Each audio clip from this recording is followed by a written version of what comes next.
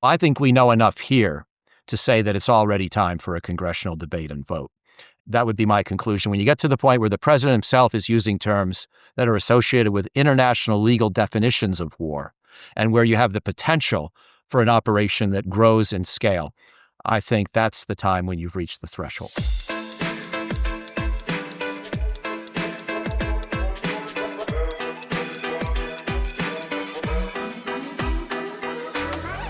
Hello and welcome to the GD Politics Podcast. I'm Galen Druk. On Monday's podcast, we were talking about shifting political landscapes, and I quipped that perhaps by the midterms, we'd be at war with Venezuela. If you keep up with the news coming out of the Caribbean, it seems like it could be a lot sooner than that. And if you're more of a betting markets person, according to the folks at Polymarket, there's a 56% chance Venezuelan President Nicolas Maduro will be out of power by the end of next year. Things appear to be escalating quickly. The U.S. has launched 25 strikes in the Caribbean and Eastern Pacific since early September, killing 95 people per tracking at the New York Times. The stated goal of the strikes has been to stop drug traffickers that the Trump administration has labeled terrorist organizations. But there are questions about the legality of the strikes and questions about whether the goal is really to put pressure on Maduro with the hopes of ousting him. Speaking of pressure, last week the U.S. seized an oil tanker off the coast of Venezuela, and this week President Trump announced a complete blockade on sanctioned oil tankers going to and from Venezuela. This comes closer to threatening the lifeblood of the Venezuelan economy. Venezuela holds the world's largest proven oil reserves, and oil makes up 90 to 95% of its export revenue. The U.S. has also deployed military assets to the region capable of land strikes and disabling Venezuela's defensives. And Trump has said that he's authorized covert CIA operations in the country. I'll admit myself to being a little behind the curve on this story, so in an effort to get us up to speed, I've invited on Michael O'Hanlon. He's the Phil Knight Chair in Defense and Strategy at the Brookings Institution and the author of the forthcoming book, To Dare Mighty Things, U.S. Defense Strategy Since the Revolution. Michael, welcome to the podcast. Thank you, Galen. And let me say, if you're behind the curve, then the rest of us need to do some better homework ourselves, because that was a pretty concise and effective introduction. So I look forward to discussing with you today. Well, I very much appreciate that. And I should also say that we are speaking on Wednesday, right after the Senate passed a $900 billion defense budget. And if we have time, I want to ask you about that and the recent series from the New York Times editorial board arguing that the U.S. military is antiquated, slow, too often used as a local jobs program, and not prepared for the threats of today, most particularly from China. However, first things first, let's start with the basics. Is the United States about to go to war with Venezuela? Well, I think that there's a good chance we will use some kind of military force above and beyond what's already happened. Some people would say the very declaration of a blockade, therefore, answers affirmatively your question, that we are already at war, since a blockade historically and legally is considered a form of war and an instrument of war. And so maybe we're already there. And maybe the question really is going to be what comes next. That is the question. I can imagine a number of things. I think an all-out invasion remains a possibility, but an unlikely one. President Trump came to power really within the Republican Party before he even got elected nationally in 2016 by challenging the legacy of George W. Bush and of the Iraq and Afghanistan wars. And Trump said, no, you were wrong to want to invade these countries and essentially, have the Pottery Barn rule. If you break it, you own it.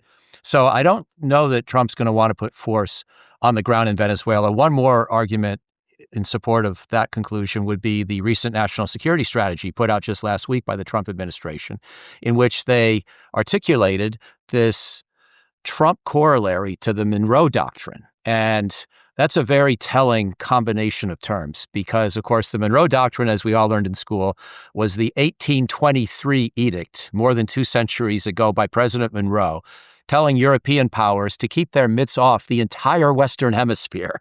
And this was a time when we barely had a navy, and we were already advancing this audacious claim. That's the kind of thing I discuss in my book, and the assertiveness that we've displayed really from the get-go. And then, of course, Theodore Roosevelt, when he was president, 80 years later, issued the Roosevelt corollary to the Monroe Doctrine that said basically the United States has a special interest in anything happening in the Mexico, Central America, Caribbean region, and we will reserve or arrogate to ourselves the right to determine events and to change politics within that sector of the Western Hemisphere in particular if we don't like what's going on. And we actually implemented that policy a lot. We went back into Mexico with the military under Woodrow Wilson.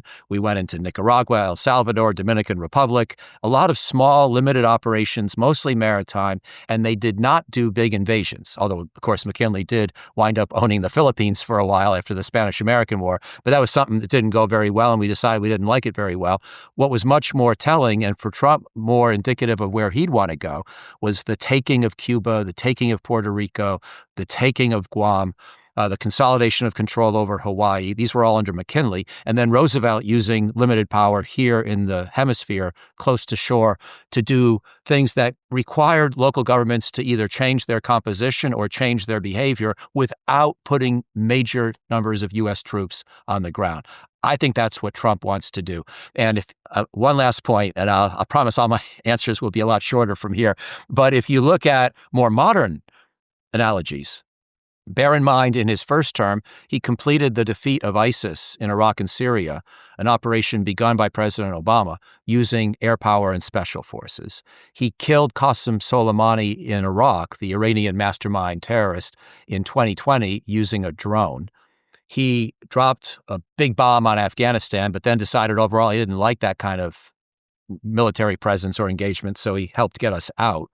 And then this term, he's dropped the bombs on Iran's nuclear facilities and watched his friend Benjamin Netanyahu in Israel use air power and special forces to kill key Hezbollah leaders, key Hamas leaders, key Iranian leaders. Obviously, the Israelis had a huge and more difficult and far more controversial operation on the ground in Gaza. But I think what Trump liked was the killing of Nasrallah in Lebanon with his deep penetrating bomb, the killing of the Iranian scientists with this masterful intelligence work, and then limited assassinations and airstrikes. And I think that's where he wants to go as his general model in dealing with Venezuela. So I expect it to be air power, special forces, offshore, blockade, but not the ground invasion. I think that's the range of tools we're talking about. I mean, that's still a pretty striking development that we would be considering bombing Venezuela and using special forces or any number of the things that you've just mentioned. So let's begin with what the actual goal is here. Why would Trump want to topple Maduro? Well, he doesn't like him. Part of it's personal in the sense that Maduro, of course, follows Chavez in Venezuela. They've both been extreme anti-American populists. They both also decimated their country. So he's sort of like Trump's closer by version of Saddam Hussein. People these guys, Chavez and Maduro, may not be quite as brutal as Saddam in terms of just shooting people, but they've had many of the same effects on their country of leaving it in ruins.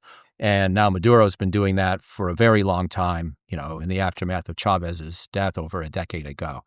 And then there's the whole Florida thing, Marco Rubio thing, the notion that Venezuela under Maduro has been close to Cuba, that this is an axis of resistance against American influence within the Western Hemisphere, and that, of course, there are drugs smuggled through Venezuela, even if it's not so much the fentanyl, not so much coming straight to the United States, but still is part of the broader problem of illegal narcotics. I think you put all that together, and you also combine one last piece, which is that Trump has a feeling in his gut, I believe, that he can make big change happen with limited amounts of power. That's a scary thought when you harken back to the days when George W. Bush had the same hope about overthrowing Saddam quickly and easily.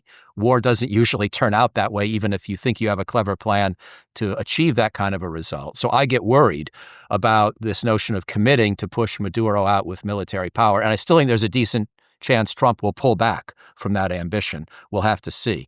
But, he thinks that he has the toolkit to make this happen. He thinks Maduro's a bad guy, and he's right. He thinks Maduro's a big problem for drug trading, and he's right. He thinks Maduro's a big problem for the Venezuelan people, and he's right. And then there's this additional axis, as I say, with Secretary Rubio, the Florida contingent, and a lot of the special concerns that group has had with the Cuba-Venezuela nexus. Yeah, I think there's little doubt that Nicolas Maduro has wreaked havoc on his country. We've seen an 80% decline in GDP, matched with millions fleeing the country, killings, torture, political prisoners, everything you can imagine an autocrat doing in a terrible fashion. You drew a parallel to Saddam Hussein in Iraq. And of course, in the end, there weren't weapons of mass destruction, but this was largely sold to the American public as a national security issue and a direct threat to the United States. Is there a sense here that Maduro is a direct threat to the United States? It's interesting. I don't want to make too much of this analogy, but yeah, let's draw it out a little further. I know a lot of the Bush people. I don't know President Bush personally. I never met Vice President Cheney, but I know a lot of the others. And, there was a sincerity about what they were trying to do. They were trying to get rid of a really bad dictator. They were trying to send a message that even if Saddam himself was not part of the 9/11 attacks, that the world shouldn't think of us as a paper tiger, and we were capable of doing some big things in reply to that kind of a terrible threat to our own country and people. And by the way, most of us, including myself, thought that Saddam did have chemical and biological weapons. So in that sense, the WMD threat was not invented. It was wrongly believed to exist. Now, the Bush team did some things that I would say pushed the truth too far, including occasionally implying Saddam was thought to have some link to 9/11 and also thinking his nuclear weapons program was more advanced than it really was. But the basic notion of a threat was there. It was just amplified and exaggerated once they decided they wanted to get rid of this guy. So the parallel in that sense is meaningful because Maduro is at least a modest threat to the United States, because we have Venezuelan Americans and so forth, because there are drugs that are contributing to the global illegal narcotics economy that do come out of Venezuela, because Venezuela's neighbor and therefore threat to our good partner Colombia, even if U.S.-Colombia relations are a bit strained these days. So in that sense, there is a threat, and Maduro is a problem. The question is, are we now amplifying him as a greater threat than he really is to justify an American military response? And in that sense, there could be a parallel to 2003 with Iraq. Yeah, which to me brings up the question of, the situation in Venezuela has been a disaster under Maduro for over a decade, including during Trump's first term. So why now? Why this very moment would the Trump administration decide to start amplifying the threat?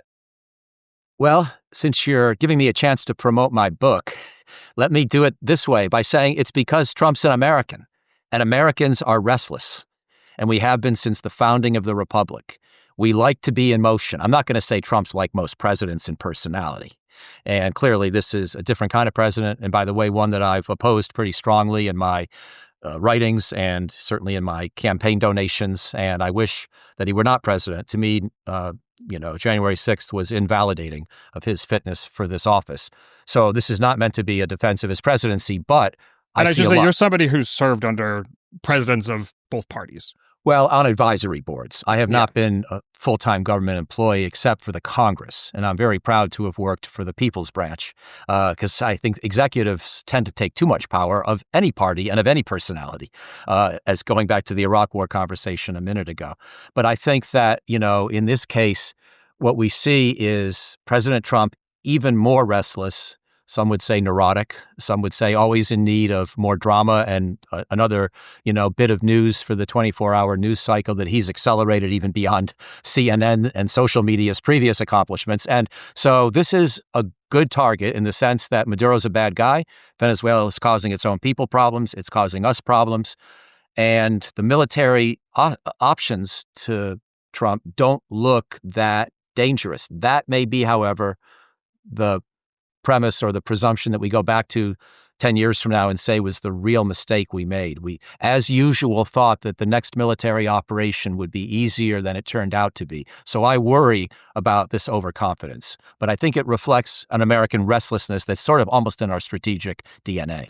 I want to ask you more specifically about some of that overconfidence. You've written about some of the challenges of a campaign that's based entirely on airstrikes.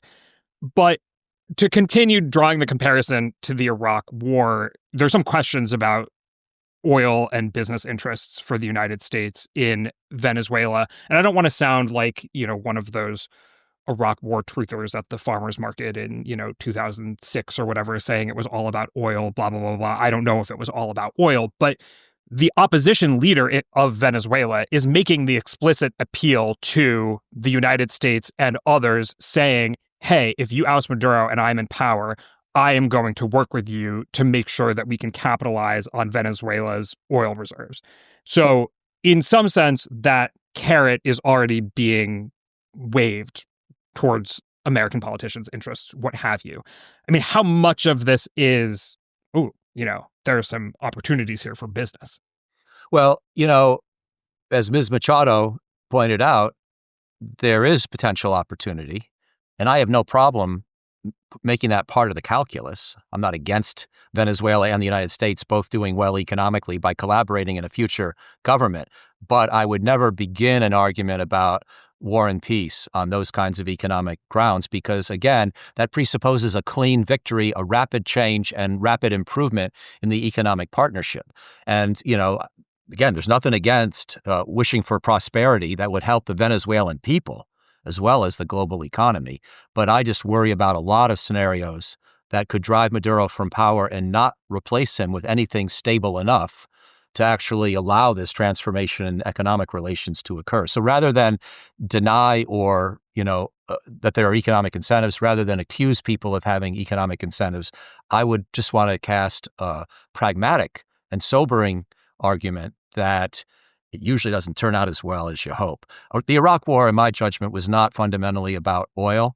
But if it had been, we did a really bad job because we didn't wind up getting that many contracts for American firms. We spent couple $1 trillion of taxpayer money on the effort. We lost 4,500 American lives. We left Iraq's oil economy not much better than it had been for at least a couple of decades. So usually if we elevate economic incentives, again, I'm not saying we did in Iraq, but if you were to view that as a major reason for overthrowing Saddam, it didn't play out very well on economic grounds. And I'd be wary of making that a prominent argument here. If we are going to pursue airstrikes or we're already pursuing a blockade, regime change, what have you, would Congress need to vote on that? I think Congress should vote on that and should be asked to vote on that by the Trump White House. Although, in this sense, Trump would also be continuing a tradition of post-World War II American presidents in often not asking for authorization. And by the way, I'm a Democrat, but let me say Democrats have often been the main problem on this because President Truman did not ask Congress for authorization for the Korean War. President Johnson barely asked Congress for permission for Vietnam. He just asked for permission to enforce a maritime safety zone around the Gulf of Tonkin in 1964 when there had been some exchanges of fire there between the U.S. and North Vietnamese ships. And that was the only authorizing debate or legislation we ever had on the Vietnam War. And I think since Vietnam, we've gotten a little better. And both President Bushes did go to Congress to ask for support for the Desert Storm operation of 91, the overthrow of the Taliban in 2001, the overthrow of Saddam in 2003. You could say Congress made a mistake in approving the latter in particular, but at least there was an effort not to declare war, but to have a full-throated, open congressional debate and vote on the subject. And I think when you're talking about overthrowing a leader, starting a conflict in a new place, that is appropriate. There are lots of debates about just where the line is over a limited use of force and something requiring congressional authorization. But I think when you talk about targeting a regime with the potential, therefore, to require follow-on operations to help stabilize the country as the previous regime falls, that's exactly the kind of situation where Congress can and should be involved.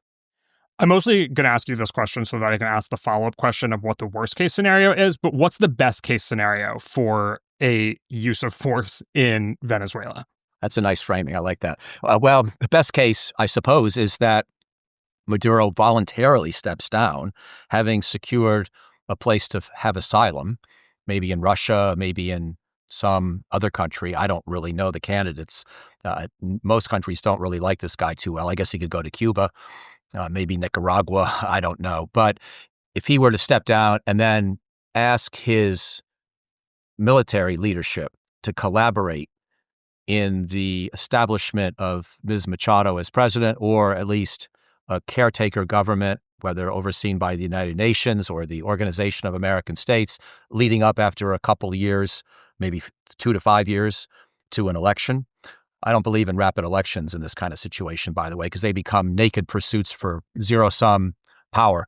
And so that often produces more chaos and violence than you expect. But that kind of a scenario would be the best case, where Maduro decides, his time has come. Trump is committed to overthrowing him one way or another. Better to get out early, take an asylum, rather than wind up like Saddam Hussein did. And then we have Maduro trying to facilitate the gradual rebuilding of Venezuelan institutions under new leadership. That process would be ugly, but it might be peaceful under the scenario that I'm positing. So I don't know if we had any public opinion polling of Iraqis in the lead up to the Iraq War, but there is public opinion polling conducted in Venezuela. And so I'm just going to cite some of it so we get a sense of what the people on the ground are thinking. A recent study by the Andres Bello Catholic University found nearly 8 out of 10 Venezuelans felt a change in government was necessary. In a poll conducted by the Caracas-based firm Data Analysis last month, 23% of Venezuelans said they supported a foreign military intervention. Some 55% opposed it. 70% said they had a negative impression of the country's circumstances. So actually, the negative impression of the country's circumstances is somewhat similar to how Americans feel right now. But you can also see a majority there saying that they don't want foreign military intervention. Also, interestingly enough, as we find in the United States, this political security concern didn't actually rank number one when it came to Venezuelans' top concerns, but rather the economy, poor salaries, and inflation were the number one concern. So even when there's a national security concern like this, the economy still ranks number one. So a lot of similarities in politics across countries. Okay, so now I've established how Venezuelans feel generally. What's the worst case scenario for this kind of pursuit? Well, the worst case scenario is probably a little different than Iraq, since we've been using that as a reference point in this conversation, because, of course, in Iraq— All right, that's the end of today's preview. Head over to gdpolitics.com to become a paid subscriber and listen to the full episode. Michael and I spoke for another half hour about potential pitfalls that could accompany military intervention in Venezuela, the legality of ongoing strikes on alleged drug boats in the Caribbean, and American defense strategy more broadly. It's definitely worth a listen. So like I said, head over to gdpolitics.com to become a paid subscriber and catch the whole thing. Paid subscribers get about twice the number of episodes, can join the paid subscriber chat, and most importantly, keep this podcast going. When you become a subscriber, you can connect your account to wherever you listen to podcasts so you'll never miss an episode. There's a link in the show notes explaining how to do that. Again, head over to gdpolitics.com. See you there.